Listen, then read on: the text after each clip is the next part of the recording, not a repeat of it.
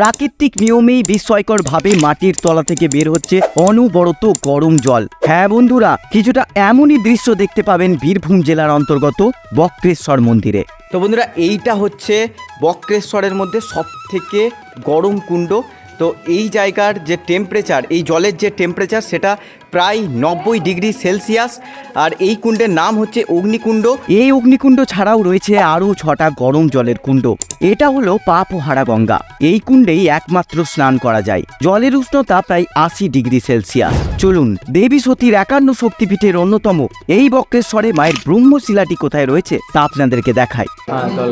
ওটাই মায়ের ব্রহ্মশিলা, ওখানে মায়ের দুটো গুরুর মাঝখানটা পড়েছে। শ্বেত গঙ্গায় গরম জল নিয়ে যাচ্ছি এখন বক্রেশ্বরে বাবার মাথায় জল ঢালতে। নিচে মহাদেব আছেন, উনি হচ্ছেন বক্রেশ্বর শিব। ভক্তকে বড় করে শিব ঠাকুর ছোট হয়ে আছে। ভিডিওটা ভালো লাগলে অবশ্যই একটা লাইক করে চ্যানেলটাকে সাবস্ক্রাইব করে রাখুন, নাহলে আমাকে আর খুঁজে পাবেন না।